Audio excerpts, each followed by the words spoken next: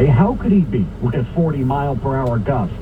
Scheffler fought through it to tie for the lead after 36 holes. I think for me, mostly, it was just trying to manage my way around the golf course, and that's pretty much it. Just trying to make as many pars as you could and try and leave it in the right spots, but it's just so difficult when you can't tell where the wind is coming from. You can only, make really an educated guess and then try to go from there, and for the most part, I think we did a pretty good job. After a bogey at 13 where Scheffler hit his second shot into a Rays Creek tributary, Scheffler parred the last 5 holes. It's Scheffler, Bryson DeChambeau, and Max Homa tying for the lead at 6 under. Scheffler tees off at 2:35 Eastern. DeChambeau and Homa in the last group at 2:45. You're listening to coverage of the 2024 Masters on Westwood One. Hey, Dad, Mom wants pizza for dinner. You want to run out? Sure. I need to get gas anyway. Give me a minute. Cool. Hey, what's that bottle? It's stable. You just add it to the fuel tank, and it keeps these engines healthy. When you start driving, I'll put some in your car, too. Which one do I get? How much money you got? At every fill-up, or when you store. For the ones who work hard to ensure their crew can always go the extra mile, and the ones who get in early, so everyone can go home on time, there's Ranger, offering professional-grade supplies backed by product experts, so you can quickly and easily find what you need. Plus, you can count on access to a committed team ready to go the extra mile for you. Call, clickgranger.com, or just stop by. Granger, for the ones who get it done.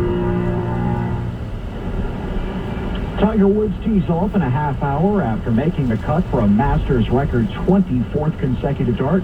Woods 1 over, 7 off the lead. He's tied for 22nd.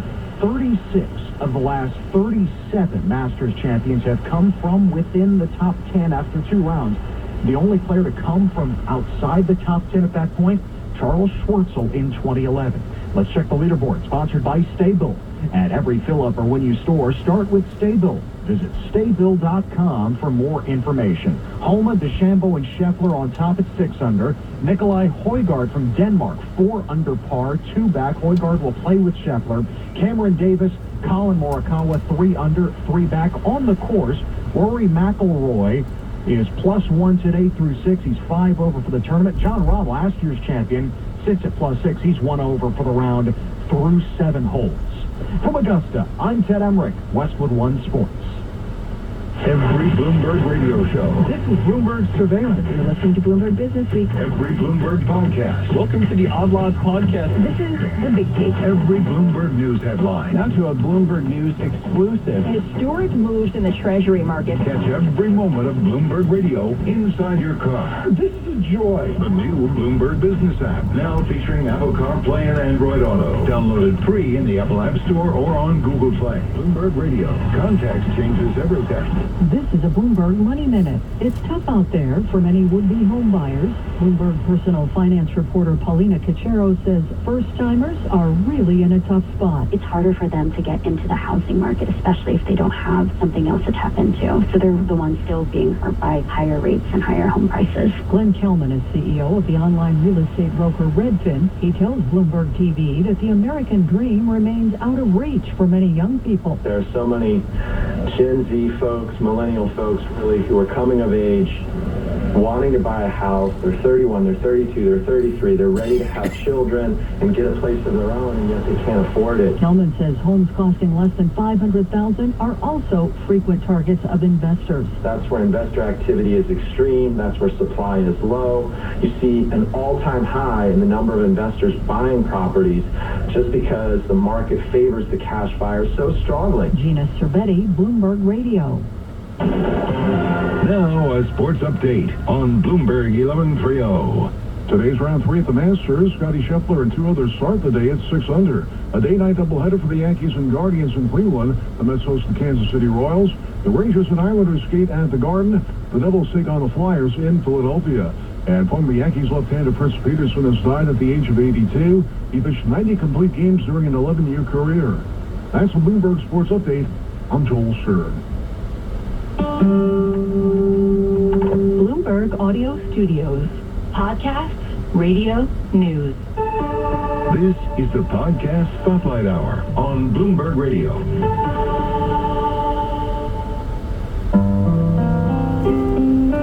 You're listening to the All Thoughts Podcast on Bloomberg Radio. I'm Tracy Alloway. And I'm Joe Weisenthal. On today's show, we are talking soaring stocks with Bank of America's head of U.S. equity strategies, Savita Subramanian. I mentioned before investing in an S&P 500 index fund, and in the investment industry, there's always this preaching of diversification. And you mentioned that, right now maybe people are at 55%, or people are in various alternatives, or from time to time, like, go international, buy international stocks, or rotate to small caps, or whatever. But for the last 15 years, more or less, we really all should have just had all of our money in QQQ and outside of, no, for real, right? Like, that's like, we've almost been punished for being the good diversifiers that we're supposed to be. And we really shouldn't have. What changes that? What kind of regime shift would you want to see such that it's not always just like this sort of inexorable sucking of value towards a handful of leading edge tech? Yeah, it's such a good point. I mean, I suppose I would argue we're seeing that now, but it's really the idea that we are starting to see earnings broaden out beyond just these thematic stories. So, it felt like last year we were just jumping from theme to theme. So it was, AI was doing well and financials were doing poorly. Then it was GLP-1 and, kind of anti-obesity. And, it's different themes, different months. This month there's a lot of interest in power, and utilities has actually outperformed on some of those themes. So I think that where we're starting to see that idea that diversification is important is when you look at just within the S&P 500, which is what I know best, we have seen this sort of broadening of the market occur. So in March, I think something like 60% of S&P companies outperformed the index versus less than 50% in prior months, going back to December. So we're at a point where we are starting to see the average stock outperform the index rather than the index outperform the average stock. And I think that's a change, and that is actually more normal than unusual. So historically, we've seen the breadth of the S&P 500 remain a little bit higher than 50% rather than below 50%, and I think that's something we can point to as a sign that diversification is starting to pay off again. But I think one of the reasons that diversification didn't pay off over the last 20 years or 15 years was that you had one single buyer of U.S. Treasury bonds, and that was the Fed. And the Fed was pouring trillions and trillions and trillions of dollars into U.S. Treasuries. That's not a diversified investor. That's one theme, one asset class, and one big, huge, monstrous buyer. And I think if that environment is behind us, we go back to a more diverse set of buyers buying different types of things. A similar question, I suppose, but what would give you pause at this point? What would make you nervous? Well, I guess what makes me nervous is, every earnings season we're listening for layoffs, because I think the linchpin of consumption is not necessarily rates or the cost to borrow. It's really just having a job, right? I mean, if you have income and you have the ability to pay off your mortgage, you're not going to walk away from your house. When you lose your job and you have no option to pay off your mortgage, that's when you start to see things really deteriorate. So I think one kind of bull case for the U.S. consumer that we've been highlighting is, we're still in a pretty tight labor market. I mean, we had this massive resignation during COVID. We had an aging population. We have fewer workers in manufacturing. Meanwhile, there's this huge reshoring initiative brewing where, companies are moving plant, property, and equipment back to the U.S. from other parts of the world. So I think that tightness in the manufacturing complex and the feed-through to small businesses in those regions has been positive, but if that starts to slow down, that would be a negative. And broad spread job losses, I think, would be what we'd worry about to sort of end the consumption story. I also worry about the debt burden carried by the U.S. government, but I think that's a harder problem to to model into your equity market forecast, right? I mean, this this is like your question earlier on AI and how do you model these things into your outlook. I think it's hard to know how the debt to GDP burden of the U.S. government resolves itself. Does this mean that the U.S. sovereign, 10-year treasuries are more risky? Does this mean that the dollar is at risk of losing its reserve currency status? Definitely not today because there's no alternative, but I think those are the more kind of problematic longer-term risks that make me less Pollyanna-ish about the world than I might be. Again, though, when I think about those risks, I don't know if they manifest themselves in the S&P 500 and in the public equity markets. I think they're more impactful to private equity, illiquid assets, real estate, just basically bonds, and then just sort of the idea of the U.S.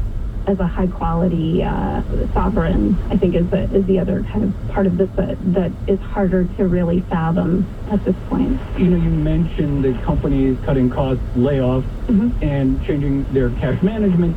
I sort of came away from that whole period of like, U.S. company operators are really good. Layoffs aren't good, especially mass layoffs, but the speed with which companies adapt, sort of pivoted, it was like many companies demonstrated a pretty serious sort of like management competence. Just sort of like in our few minutes left, like it sort of goes in hand with if people have jobs, they're probably going to spend it. That'll keep support up. What are you seeing in terms of just sort of how EPS, earnings per share, or corporate earnings are tracking versus where you would have thought at the beginning of the year or 6 months ago or at the end of October when this rally really took off? Yeah, it's a great point. So we've seen margins hang in there. They've actually expanded a little. The big surprise, like I always feel like kind of surprised when I look at the data, even though I know it, is that we had an earnings recession last year, right? We had companies, and the overall S&P 500 had a couple of quarters of negative earnings growth, and that recession is now behind us, and we're seeing companies recover. I suppose when I look at earnings trends, one reason that I think the market could start to broaden out even more than just a month or two is that when you look at just the differential between high growth tech companies and the rest of the S&P 500, that differential starts to narrow. Last year, the only companies that were making money were the Magnificent Seven, so it kind of made sense that they just crushed it. This year, we're starting to see that differential between growth trends narrow. We're forecasting about 10% earnings growth this year, which is roughly in line with where I think bottom-up consensus is. Maybe bottom-up consensus is a little bit higher. We're basically forecasting a broad-based recovery across sectors that we've already seen. So it's the idea that we've already seen cost cutting, and now maybe we see that operating leverage from demand coming back, from parts of the economy starting to pick up again. We're seeing a shift from service spending to goods spending, so that's positive for the S&P 500 and consumer stocks. Those are some of the areas that we're looking at from an earnings perspective. All right, Savita, I'm so glad we finally had you on Oswald. Thank you so much for coming on. Thank you for having me. It's great to be here. Joe, I'm so glad we could do that episode finally because Savita has nailed the upwards trend in the S&P 500 at a time when a lot of people were still very nervous about the outlook for stocks.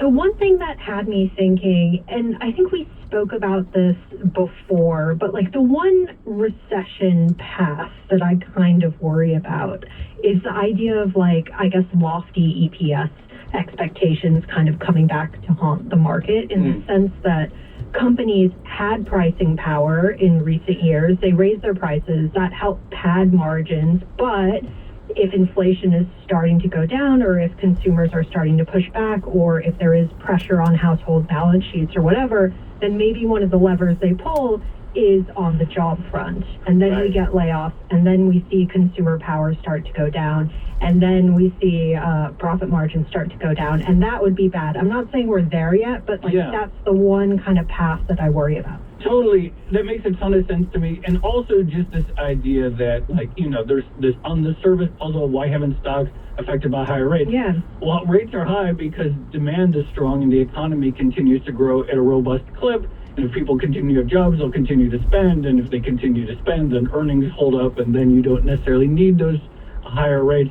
So it's interesting that already this year, rather than the scenario that you described, which seems very plausible to me, so far at least we're seeing the opposite, that broadening out of it's a virtuous cycle at the moment. It could go in the other direction, but for now it seems to be feeding on itself in a positive manner. The one other thing I thought was really good to emphasize is that index composition change. Yes. And the idea that, like, okay, you could look at historical PEs and compare and contrast with the 1980s or the early 2000s during the tech bubble or whatever, but there are actual changes in the S&P 500 that might make that comparison less useful, and especially that point about companies terming out their balance sheets and the duration changes that we've seen. I think if you had a good handle on the degree to which companies had actually refinanced their balance sheets over the past couple of years, you probably would have nailed a lot of the resilience that we've seen in markets. Totally. I think it's really important, this idea of like sort of earnings durability quality. And so you can imagine that a company that has to hold a lot of inventory, or a company that has to from time to time engage in huge capital expenditure cycles, like, you probably don't want to pay as much for those earnings as you do a company that doesn't have to manage those risks the same way. And so I think, like, I'm always a little bit scared of, like, here's why the index is not, it doesn't matter, and that these, like, percentiles, and 95th is not as scary, but it does make sense that there are certain types of earning streams and the nature of the business model is such where you can be confident that they'll be more durable than another type of company. This has gone back to being a value bashing show, I guess. Can I say the one other thing I really like is that, it is really hard to measure, as Savita said, like how much allocation different types of investors have to stocks at any given moment. That's why there's all these surveys. I love that the one measure that seems to have some historical validity is to just measure the analysts themselves, and when the analysts are really bullish or super bullish, that's maybe time to sell. Like that, you just do the survey, look what people are recommending, and see how out of whack they are. I'm looking at the sell side indicator that Savita mentioned right now, and it is kind of crazy how much